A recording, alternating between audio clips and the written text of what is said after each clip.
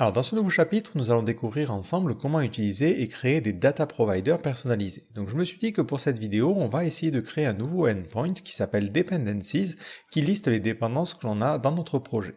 Donc on aimerait bien avoir un objet qui représente le nom de la dépendance et la version qui est demandée. Et pour cela, on va utiliser le fichier composer.json. Voilà, c'est un petit exemple concret qui nous permettra de tester les choses.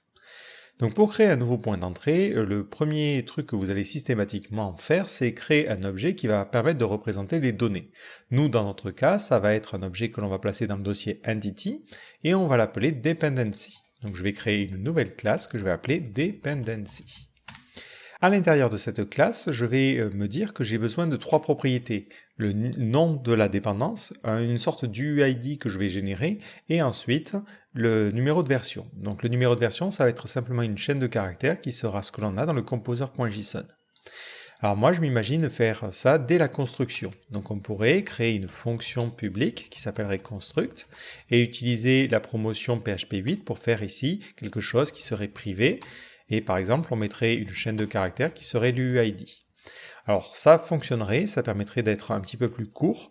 Le petit inconvénient, c'est que vu qu'on n'a pas les propriétés qui sont définies au-dessus, ça va être plus difficile de mettre des annotations. Donc moi, je préfère ici préciser qu'on va avoir effectivement une chaîne de caractères qui sera l'UID, on va avoir une chaîne de caractères qui sera le nom, et une chaîne de caractères qui sera la version. Et je gère l'initialisation dans le constructeur manuellement. Donc là, je vais lui préciser qu'on aura l'UID, attention, il y a deux U. On aura ensuite le nom, qui sera aussi une chaîne de caractères, et la version qui sera une chaîne de caractères. Et j'initialise les choses à la main. Ce qui va me permettre ensuite de pouvoir ajouter plus facilement des attributs au niveau de ces différentes propriétés. Voilà, c'est juste une question de lisibilité plus que de vraiment de fonctionnement à ce niveau-là. Donc cet objet-là, on a envie de le transformer en ressource d'API. Donc tout de suite, on rajoute des attributs. Donc je vais rajouter un premier attribut qui va s'appeler API ressource. Tout de suite, je vais limiter les opérations qui vont être disponibles. Donc ici, on veut apprendre le data provider. Donc on va faire simplement des opérations liées à la méthode get. Donc je vais rajouter un item operations et on va mettre simplement get. Je vais rajouter un collection operations et on va rajouter simplement, encore une fois, get. Voilà. Donc rien qu'en faisant ça, on devrait déjà avoir nos ressources au niveau de l'API. Je réactualise la partie documentation et on me sort une petite erreur. On me dit ici que je n'ai pas d'identifiant. Donc lorsque vous avez quelque chose qui provient de l'ORM, il est capable à partir des annotations de comprendre ce qui sert d'identifiant. Là ici, il ne sait pas vraiment quel champ prendre. Donc on va devoir lui donner des petites informations à ce niveau-là. Donc on va rajouter un attribut au niveau de UID et on va rajouter l'attribut API Property. Et on va préciser que ce champ UID sera justement un identifieur. Donc on mettra identifieur à true. Ensuite, je vais rajouter le nom. Donc là, peut-être, je vais effectivement rajouter une description. Et on va lui dire que c'est le nom de la dépendance. Et ensuite, on mettrait la même chose pour la version. Donc là, on mettra version de la dépendance. Et par contre, je pense que ça peut être intéressant de mettre un petit exemple ici. Alors, je ne sais pas si directement sur API Property, on a la possibilité de mettre l'exemple. À première vue, j'ai pas l'impression. Donc, ce qu'on va faire, c'est qu'on va mettre un Open API Context et on rajoutera un exemple. Et on mettra un exemple qui provient du composer.json. Ça permet de mieux documenter. Il faut penser à le faire de suite. C'est toujours intéressant. Voilà. Donc, je vais sauvegarder et maintenant, on va réactualiser notre partie documentation. Je réactualise à ce niveau-là, et si je descends, j'ai maintenant le point d'entrée pour la liste des dépendances, avec le type de retour qui est donné. On voit que dans le cadre de JSON, c'est un petit peu plus lisible, le schéma ressemble à celui d'un système paginé. Donc pareil, on va désactiver la pagination. Donc on va mettre pagination. Alors je ne sais pas pourquoi j'ai pas l'autocomplétion, je l'ai quand je fais virgule, et là je fais pagination, mais sinon je ne l'ai pas. Et on va désactiver la pagination parce que ça n'a pas de sens dans notre situation ici. Voilà, donc je sauvegarde et peut-être je lui demande de réorganiser. Donc je réactualise ma partie documentation. Et petit détail, si vous vous rendez directement sur le point d'entrée, par exemple si vous faites Dependencies ici, Dependencies, ça va vous montrer directement déplier l'opération qui correspond à l'URL que vous avez tapé.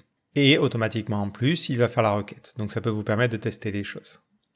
Alors peut-être un petit détail que j'ai pas forcément évoqué, si vous aussi ça vous gêne un petit peu de voir cette araignée sur le bord de l'écran, je peux comprendre, tout le monde n'aime pas forcément ça. Vous pouvez modifier votre fichier API platform.yml dans la partie config/packages et vous pouvez rajouter une option qui s'appelle show_webby. Donc webby c'est le nom de cette petite araignée et vous mettez ça à false et dans ce cas-là il va retirer cette petite araignée de la documentation. Voilà. Maintenant, si je regarde ma réponse, je n'ai vraiment pas les bonnes informations. Je ne retrouve pas ni le numéro de version, ni l'UID, ni rien. Donc au niveau de mon objet dependency, je vais préciser que je vais avoir des getters pour ces différentes propriétés, afin que ça soit accessible. Donc à ce niveau-là, je vais utiliser mon IDE et je vais lui demander de créer des getters. Alors je vais simplement créer des getters parce qu'il n'y a pas besoin de setters, vu que ça va être fait dès la construction. Et j'appuie sur OK. Maintenant, je réactualise cette partie documentation. Et si je descends un petit peu plus bas, dans le schéma, je vais bien voir que pour chaque élément, hop, c'est pas forcément très visible, mais j'ai l'UID, le nom et la version. Et on voit bien qu'on a le petit exemple et la description. Maintenant, si on remonte, on voit que lorsque l'on fait la requête, on n'obtient pas forcément de résultat, parce qu'on n'a pas expliqué au système comment récupérer les informations. Donc il va falloir créer un data provider personnalisé. Donc dans mon dossier SRC, je vais aller créer une nouvelle classe, et on va la mettre dans le namespace app /data provider. Et cette classe, on va l'appeler dependency data provider. Cette classe, elle peut implémenter différentes interfaces, mais celle qu'elle doit implémenter pour répondre convenablement à la collection, c'est la collection data provider interface. Alors vous en avez deux. Vous avez la Collection Data Provider Interface et vous avez normalement la Context Aware Collection Data Provider Interface qui, elle, peut récupérer le contexte. Donc nous, on va plutôt utiliser cette seconde interface-là. Et pour l'implémenter, il va falloir créer une méthode qui s'appelle getCollection et qui va récupérer les informations. Maintenant, vous n'avez peut-être pas envie que ce data provider se déclenche tout le temps. Donc vous pouvez implémenter une autre interface qui est la Restricted Data Provider Interface. Cette seconde interface, pour l'implémenter, il faudra utiliser une méthode supports qui recevra les différentes informations et en fonction de quoi il faudra retourner true si on supporte et false sinon.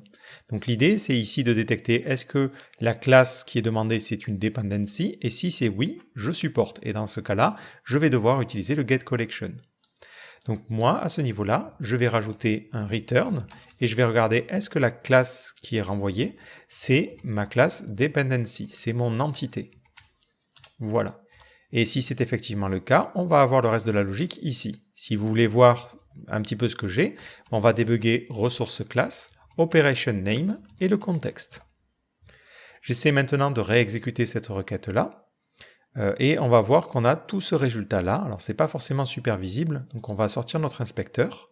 On va aller dans l'onglet réseau et on va regarder la partie XHR. J'essaie de réexécuter les choses.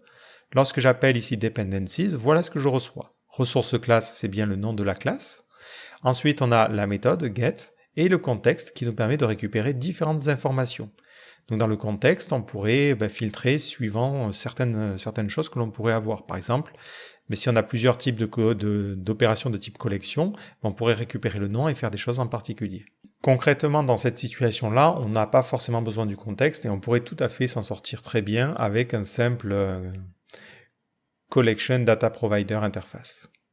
Donc l'objectif de cette classe-là, c'est de renvoyer un tableau qui contiendra la liste de nos éléments. Donc nous ici, on va faire quelque chose de plutôt classique. On va décoder notre fichier composer.json et renvoyer la liste des éléments.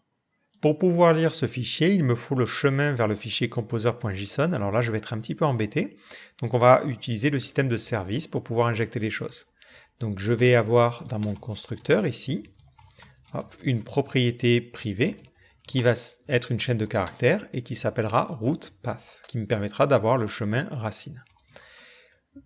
Si j'essaie de recharger ma page, je vais alors avoir un problème parce qu'il va me dire je ne sais pas trop comment injecter ce chemin-là. Donc je vais modifier mon fichier service.yml pour pouvoir lui dire comment initialiser cette classe-là. Donc c'est dans le domaine app /data provider /dependency data provider. Et je vais lui préciser que dans les arguments, le premier argument sera quelque chose de type kernel project dir, Je crois que c'est project dir, hein. Voilà. Et ça sera ça. Maintenant, il ne me reste plus qu'à écrire la logique. Alors là, on va sauvegarder le chemin. Ça sera donc un vis route path suivi de slash suivi de composer.json. Ensuite, je vais lire ce fichier-là. Donc on va l'appeler contents ou $JSON égale file get contents et on va lire ce chemin-là. Ce JSON, on va le décoder. Donc on va directement le faire à la limite ici en faisant un JSON décode. On lui passe en premier paramètre une chaîne de caractères, donc ça sera le résultat de notre file get contents, et true parce que je veux un tableau associatif. Maintenant que j'ai ces données-là, hop, je vais me contenter de les débugger, et comme ça on va avancer progressivement, et on va utiliser notre inspecteur pour voir la réponse. Ce que vous pouvez faire, c'est utiliser d'autres outils comme Insomnia, Postman ou autres par exemple, pour appeler votre API et voir les résultats. Là je veux aller au plus simple, donc je n'utilise pas pour l'instant d'outils supplémentaires. Lorsque j'exécute, voilà ce que je récupère. Au niveau de ma réponse, j'ai un tableau associatif qui correspond à ce que j'avais. Maintenant, je vais parcourir ce tableau-là, for each JSON as name, et ensuite on aura la version. Et on va créer un objet qui va s'appeler items, qui contiendra les différentes dépendances. À chaque fois que je parcours un élément, je vais faire un items et je vais rajouter une nouvelle dependency. En premier paramètre, je dois lui passer un UUID. Donc pour l'instant, on mettra n'importe quoi. Je lui passe en second paramètre la chaîne de caractères qui sera la clé de notre tableau. Et la version, ça sera la valeur. Donc là, moi, ça s'appellera version. Voilà, j'avais déjà bien nommé mes variables. Et une fois que j'ai l'ensemble de ces items, je peux me contenter de les retourner à la fin. Donc voilà comment fonctionne un data provider.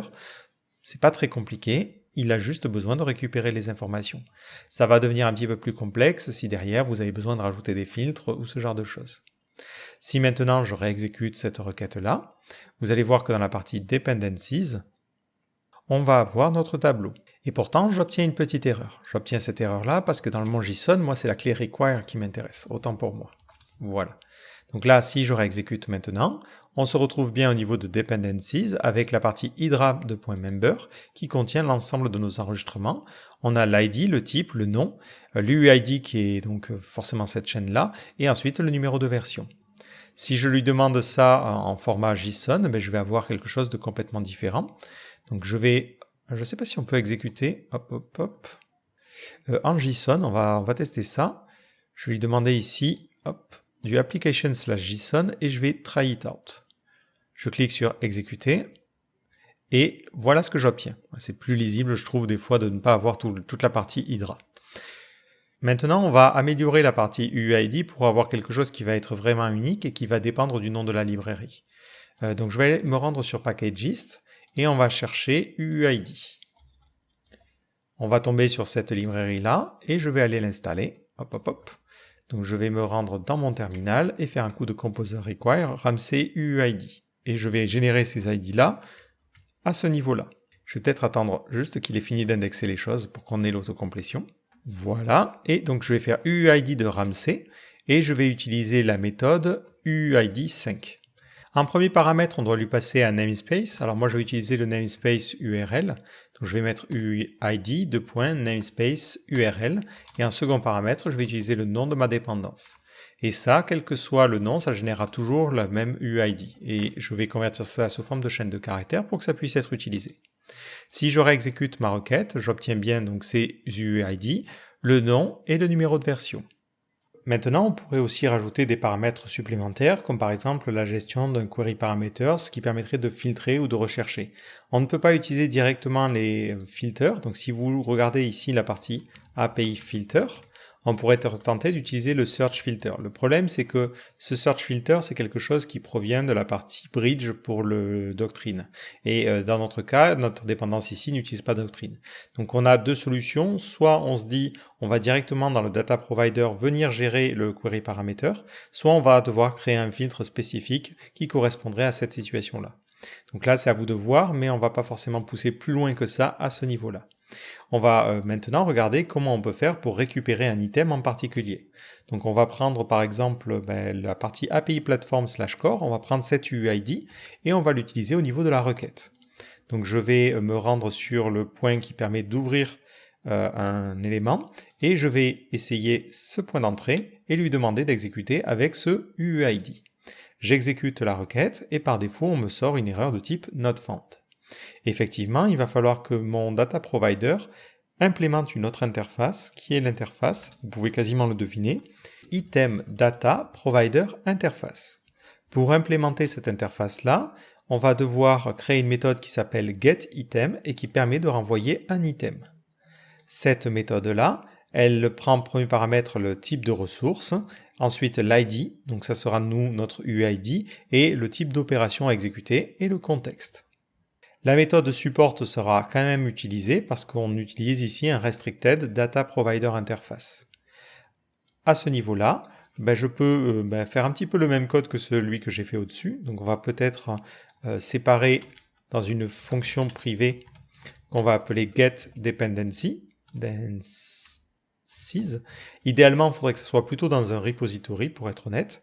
Et je vais récupérer les informations comme ceci. Donc on va avoir le JSON des codes qui va se mettre à ce niveau-là. Donc on lit le fichier, on décode le JSON et on renvoie la seule partie qui nous intéresse, c'est la partie require. Voilà, et ça renvoie donc un tableau. Lorsque j'ai besoin des dépendances, je fais getDependencies comme ceci, et je vais l'utiliser à ce niveau-là. Et je n'ai plus besoin du require. Au niveau de mon getItem, je vais récupérer les dépendances, donc dependencies, je vais lui dire c'est le résultat de ce tableau-là. Je vais parcourir l'ensemble de mes dépendances. Donc pour cela, je vais faire un for each, dependencies as dependency. Et pour chacune de ces dépendances, il faut que je regarde si l'UID correspond à ce qui a été envoyé. Donc je vais avoir besoin de générer cette UID. Donc on va le sauvegarder dans une variable. Et attention, le nom ici, ça sera la clé de mon tableau. Donc on aura name en clé et version en valeur. Donc je vais lui passer le nom et je vais lui dire si cette UID, if UID, correspond effectivement à l'idée qui est passée en paramètre, dans ce cas-là, je vais pouvoir retourner une nouvelle dépendance et je lui passerai en paramètre l'UID, je lui passerai le nom et la version. Dans le cas où je n'ai rien trouvé, je me contente de retourner nul, ça veut dire qu'il n'y a aucun enregistrement qui correspond à cette UID. Je réexécute cette requête-là, et je vois bien que ça me renvoie la dépendance API Platform/core, ainsi que la version qui est associée. Donc voilà comment on peut utiliser un data provider pour pouvoir générer une API qui correspondrait à un objet qui n'est pas forcément un objet qui provient de Doctrine. Donc ce qu'il faut retenir, c'est que si vous avez des points d'entrée personnalisés au niveau de votre application, ça peut être intéressant de vous dire, je commence par créer l'entité qui ne correspond pas forcément à quelque chose dans la base de données, donc on n'aura pas les annotations liées à Doctrine, et ensuite on crée un data provider qui permet d'expliquer comment récupérer les informations à partir du contexte ou en fonction de l'ID qui a été demandé. Et ça permet de générer à la volée une API comme ceci. Donc dans le prochain chapitre, je vous propose de découvrir ensemble comment persister les informations et on va créer un data persister personnalisé.